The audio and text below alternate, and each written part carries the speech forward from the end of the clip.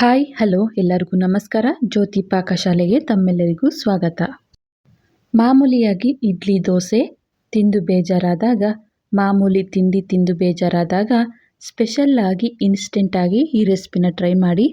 ಮಕ್ಕಳಿಗಂತೂ ಈ ರೆಸಿಪಿನ ಮಾಡಿಕೊಟ್ವಿ ಅಂದಲ್ಲಿ ಒಂಚೂರು ಬಿಡ್ದಂಗೆ ಖಾಲಿ ಮಾಡ್ಕೊಂಬರ್ತಾರೆ. ಅಷ್ಟು ಟೇಸ್ಟಿಯಾಗಿರುತ್ತೆ. ಹಾಗೆಯೇ ಇನ್ಸ್ಟೆಂಟಾಗಿ ಈ ರೆಸಿಪಿನ ಮಾಡ್ಕೊಳ್ಬೋದು. ತುಂಬಾ ಟೇಸ್ಟಿಯಾದಂತಹ ಸಿಂಪಲ್ ಆದಂತಹ ಈ ರೆಸಿಪಿ ಮಾಡೋದು ಹೇಗೆ ಅಂತ ನೋಡೋಣ ಬನ್ನಿ. ಅದಕ್ಕಿಂತ ಮುಂಚೆ ಇನ್ನೂ ಯಾರೆಲ್ಲ ಸಬ್ಸ್ಕ್ರೈಬ್ ಮಾಡ್ಕೊಳ್ದೆ ವಿಡಿಯೋ ನೋಡ್ತಿದ್ದಲ್ಲಿ ಪ್ಲೀಸ್ ಸಬ್ಸ್ಕ್ರೈಬ್ ಮಾಡ್ಕೊಳ್ಳಿ. ಈ ರೆಸಿಪಿ ಮಾಡೋದು ಹೇಗೆ ಅಂತ ನೋಡೋಣ ಬನ್ನಿ. ಮೊದಲಿಗೆ ನಾನಿಲ್ಲಿ 1 ಗ್ಲಾಸ್ ಆಗುವಷ್ಟು ಅಕ್ಕಿನ ತಗೊಂಡಿದ್ದೇನೆ. ಅಕ್ಕಿನ ಒಂದು ಬಟ್ಲಿಗೆ ಸೇರಿಸ್ಕೊಳ್ತೇನೆ. ನಾನಿಲ್ಲಿ ಮಾಮೂಲಿ ರೇಷನ್ ಅಕ್ಕಿನೇ ತಗೊಂಡಿದ್ದೇನೆ. ಯಾವ ಅಕ್ಕಿ ಬೇಕಾದರೂ ಇದಕ್ಕೆ ಬಳಸ್ಬೋದು. ಅಕ್ಕಿನ 2 ಸಾರಿ ನೀಟಾಗಿ ತೊಳೆದು ತಗೊಬಂದಿದ್ದೇನೆ. ಇದಕ್ಕೆ 1 ಗ್ಲಾಸ್ ಆಗುವಷ್ಟು ನೀರನ್ನು ಸೇರಿಸಿ 1 ಗಂಟೆ ಕಾಲ ಇದನ್ನು ನೆನೆಸಿಡ್ತಾ ಇದ್ದೇನೆ. ನೋಡ್ಬೋದು, ಅಕ್ಕಿನ 1 ಗಂಟೆ ಕಾಲ ನೆನೆಸಿದ್ದೆ. ನೀವು ಬೆಳಗ್ಗೆ ಟಿಫನ್ಗೆ ಮಾಡಬೇಕು ಅಂದಲ್ಲಿ 1 ಗಂಟೆ ಮುಂಚೆ ಇವನ್ನ ನೆನೆಸಿಟ್ರೆ ಸಾಕು. ನಾನಿಲ್ಲಿ ನೀರನ್ನು ಈ ರೀತಿ ಶೋಧಿಸ್ಕೊಳ್ತಾ ಇದ್ದೇನೆ. ಶೋಧಿಸ್ಕೊಂಡಂತಹ ಅಕ್ಕಿನ ಒಂದು ಮಿಕ್ಸಿ ಜಾರಿಗೆ ಸೇರಿಸ್ಕೊಳ್ತೇನೆ. ಒಂದು ಸ್ವಲ್ಪನೂ ನೀರು ಇಲ್ಲದೆ ಇರೋ ರೀತಿ ಶೋಧಿಸ್ಕೊಂಡು ನಾವು ಅಕ್ಕಿನ ಈ ರೀತಿ ಮಿಕ್ಸಿ ಜಾರಿಗೆ ಸೇರಿಸ್ಕೊಳ್ಬೇಕು. ಯಾವ ಕಪ್ಪಲ್ಲಿ ನಾವು ಅಕ್ಕಿ ತಗೊಂಡಿದ್ವೋ ಅದೇ ಕಪ್ಪಲ್ಲಿ 1 ಕಪ್ ಆಗುವಷ್ಟು ಗಟ್ಟಿ ಮೊಸರನ್ನು ಸೇರಿಸಿ ಆದಷ್ಟು ನುಣ್ಣಗೆ ಈ ರೀತಿಯಾಗಿ ರುಬ್ಕೋಬೇಕಾಗುತ್ತೆ. ಈಗ ರುಬ್ಕೊಂಡಿರುವಂತಹ ಈ ಮಿಶ್ರಣನ ಒಂದು ಬಟ್ಲಿಗೆ ಸೇರಿಸ್ಕೊಳ್ತೇನೆ. 1 ಕಪ್ ಆಗುವಷ್ಟು ಮೊಸರು, 1 ಕಪ್ ಆಗುವಷ್ಟು ಅಕ್ಕಿ, ನಂತರ ತೋರಿಸ್ತಾ ಇದ್ದೇನೆ ನೋಡ್ಬೋದು. 1/4 ಕಪ್ ಆಗುವಷ್ಟು ಬೆನ್ಸಿ ರವೆ ಅಂದರೆ ಉಪ್ಪಿಟ್ಟು ರವೆನ ನಾನಿಲ್ಲಿ ತಗೊಂಡಿದ್ದೇನೆ. 1/4 ಕಪ್ ಆಗುವಷ್ಟು ಉಪ್ಪಿಟ್ಟು ರವೆನ ಸೇರಿಸಿ ಗಂಟು ಇಲ್ಲದೆ ಇರೋ ರೀತಿ ಇದನ್ನು ಚೆನ್ನಾಗಿ ಮಿಕ್ಸ್ ಮಾಡ್ಕೊಳ್ಬೇಕಾಗುತ್ತೆ. ಮಕ್ಕಳಿಗೆ ಲಂಚ್ ಬಾಕ್ಸಿಗೆ ಅಥವಾ ಸ್ನ್ಯಾಕ್ಸ್ ಬಾಕ್ಸಿಗೆ ಈ ರೆಸಿಪಿನ ಮಾಡಿಕೊಡ್ಬೋದು. ಈ ರೀತಿ ಮಾಡಿಕೊಟ್ವಿ ಎಂದಲ್ಲಿ ಒಂಚೂರು ಬಿಡ್ದಂಗೆ ಖಾಲಿ ಮಾಡ್ಕೊಂಬರ್ತಾರೆ. ಅಷ್ಟು ಟೇಸ್ಟಿಯಾಗಿರುತ್ತೆ. ಗಂಟು ಇಲ್ಲದೆ ಇರೋ ರೀತಿ ಈ ರೀತಿಯಾಗಿ ಮಿಕ್ಸ್ ಮಾಡ್ಕೊಳ್ಬೇಕಾಗುತ್ತೆ. ಈ ಮಿಶ್ರಣ ಸ್ವಲ್ಪ ಗಟ್ಟಿ ಇರೋದ್ರಿಂದ ನಾನಿಲ್ಲಿ ಯಾವ ಕಪ್ಪಲ್ಲಿ ರವೆ ತಗೊಂಡಿದ್ನೋ ಅದೇ ಕಪ್ಪಲ್ಲಿ 1/4 ಕಪ್ಪಿಗಿಂತ ಕಮ್ಮಿನೇ ಸ್ವಲ್ಪ ನೀರನ್ನು ಸೇರಿಸ್ಕೊಂಡು ಇದನ್ನು ಚೆನ್ನಾಗಿ ಮಿಕ್ಸ್ ಮಾಡ್ಕೊಳ್ತಾ ಇದ್ದೇನೆ.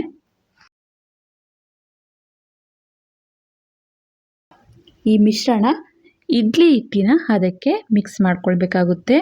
ನೋಡಿ, ಮಿಶ್ರಣ ರೆಡಿ ಆಯಿತು. ಇದನ್ನು ಒಂದು 5 ನಿಮಿಷ ನೆನೆಯಲು ಬಿಡ್ತೇನೆ. ನಂತರ ನಾನಿಲ್ಲಿ ಇನ್ನೊಂದು ಕಡೆ ಗ್ಯಾಸ್ ಮೇಲೆ ಕಡಾಯಿನ ಇಟ್ಟು ಗ್ಯಾಸ್ ಹಚ್ಕೊಳ್ತೇನೆ.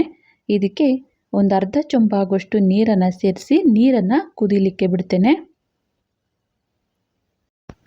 5 ನಿಮಿಷದ ನಂತರ ತೋರಿಸ್ತಾ ಇದ್ದೇನೆ. ನೋಡ್ಬೋದು, ಈ ಮಿಶ್ರಣ ಸ್ವಲ್ಪ ಗಟ್ಟಿಯಾಗಿದೆ. ಈಗ ಇದನ್ನು ಒಂದು ಸೈಡ್ಗೆ ಇಡುತ್ತೇನೆ. ನಂತರ ನಾವಿಲ್ಲಿ ಈ ಮಿಶ್ರಣನ ಬೇಯಿಸ್ಕೊಳ್ಳಿಕ್ಕೆ ಅಂತ ಈ ರೀತಿ ಒಂದು ತಟ್ಟೆ ಅಥವಾ ಒಂದು ಪ್ಲೇಟನ್ನು ತಗೊಳ್ಬೇಕಾಗುತ್ತೆ. ನಾನಿಲ್ಲಿ ಈ ರೀತಿ ಚಿಕ್ಕ ತಟ್ಟೆನ ತಗೊಂಡು ಅದಕ್ಕೆ ಈ ರೀತಿ ಸ್ವಲ್ಪ ಎಣ್ಣೆನ ಸ್ಪ್ರೆಡ್ ಮಾಡ್ಕೊಳ್ತಾ ಇದ್ದೇನೆ. ಎಣ್ಣೆ ಅಥವಾ ತುಪ್ಪನ ಸ್ಪ್ರೆಡ್ ಮಾಡಿ ಈ ತಟ್ಟೆನ ಒಂದು ಸೈಡ್ಗೆ ಇಡ್ತೇನೆ. ನಂತರ ಈ ಮಿಶ್ರಣಕ್ಕೆ, ಹಿಟ್ಟಿನ ಮಿಶ್ರಣಕ್ಕೆ ರುಚಿಗೆ ತಕ್ಕಷ್ಟು ಉಪ್ಪನ್ನು ಸೇರಿಸಿ ಉಪ್ಪೆಲ್ಲ ಮಿಕ್ಸ್ ಆಗೋ ರೀತಿ ಚೆನ್ನಾಗಿ ಇದನ್ನು ಮಿಕ್ಸ್ ಮಾಡ್ಕೊಳ್ಳೋಣ.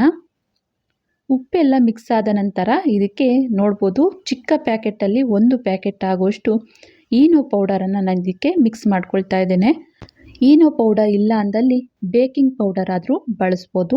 ಒಂದು 1/4 ಟೀ ಸ್ಪೂನ್ ಆಗುವಷ್ಟು ಬೇಕಿಂಗ್ ಪೌಡರ್ನ ಸೇರಿಸಿ ಚೆನ್ನಾಗಿ ಮಿಕ್ಸ್ ಮಾಡ್ಕೊಳ್ಬೇಕಾಗುತ್ತೆ.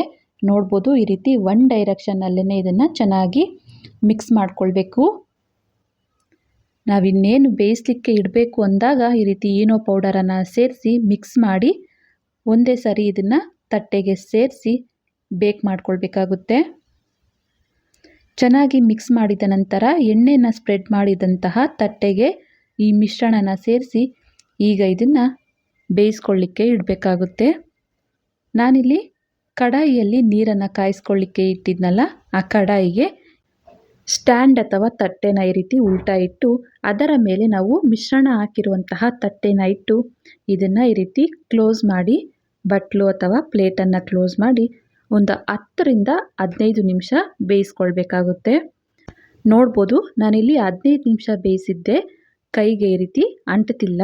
ಹಾಗೆಯೇ ಈ ರೀತಿ ಚಾಕುವಿನಲ್ಲಿ ಚುಚ್ಚಿ ನೋಡಿದಾಗ ಚಾಕುವಿಗೆ ಹಿಟ್ಟು ಅಂಟದೆ ಬಂತು ಅಂದಲ್ಲಿ ಇದು ಚೆನ್ನಾಗಿ ಬೆಂದಿದೆ ಅಂತ ಅರ್ಥ.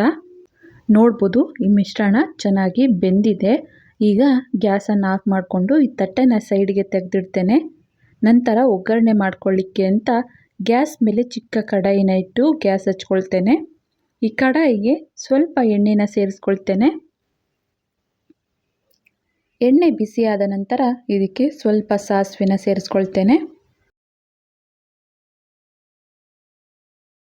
ಹಾಗೆಯೇ ಒಂದು 1/4 ಟೀ ಸ್ಪೂನ್ ಆಗುವಷ್ಟು ಜೀರಿಗೆನೂ ಸಹ ಸೇರಿಸ್ಕೊಳ್ತೇನೆ.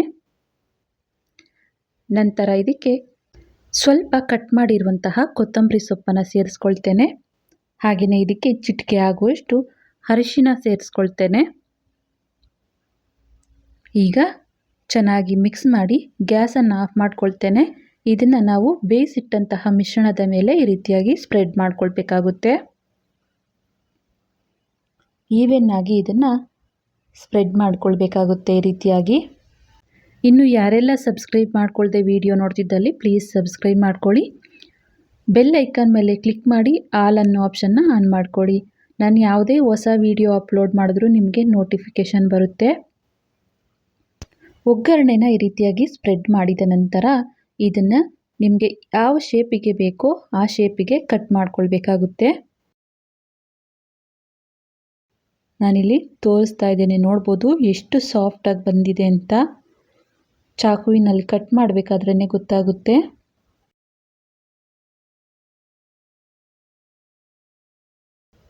ಈಗ ಇದನ್ನು ಎಡ್ಜಸ್ಸನ್ನು ಈ ರೀತಿ ಸ್ಪೂನಿನ ಸಹಾಯದಿಂದ ಸಪ್ರೇಟ್ ಮಾಡ್ಕೊಳ್ತಾ ಇದ್ದೇನೆ.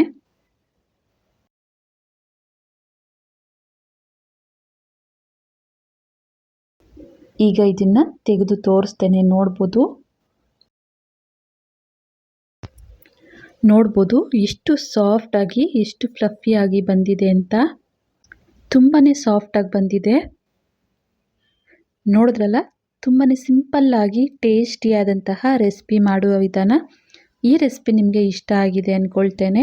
ಇಷ್ಟ ಆದಲ್ಲಿ ಈ ವಿಡಿಯೋಗೊಂದು ಲೈಕ್ ಮಾಡಿ. ಯಾರೆಲ್ಲ ಸಬ್ಸ್ಕ್ರೈಬ್ ಮಾಡ್ಕೊಳ್ದೆ ವಿಡಿಯೋ ನೋಡ್ತಿದ್ದಲ್ಲಿ ಪ್ಲೀಸ್ ಸಬ್ಸ್ಕ್ರೈಬ್ ಮಾಡ್ಕೊಳ್ಳಿ. ಈ ವಿಡಿಯೋ ಹೇಗೆ ಅನ್ನಿಸ್ತು ಅಂತ ಕಮೆಂಟ್ ಮಾಡಿ. ಹಾಗೆ ಈ ವಿಡಿಯೋ ಇಷ್ಟ ಆದಲ್ಲಿ ನಿಮ್ಮ ಫ್ರೆಂಡ್ಸ್ ಆ್ಯಂಡ್ ಫ್ಯಾಮಿಲಿ ಮೆಂಬರ್ಸ್ಗೆ ಈ ವಿಡಿಯೋನ ಶೇರ್ ಮಾಡಿ. ಧನ್ಯವಾದಗಳು.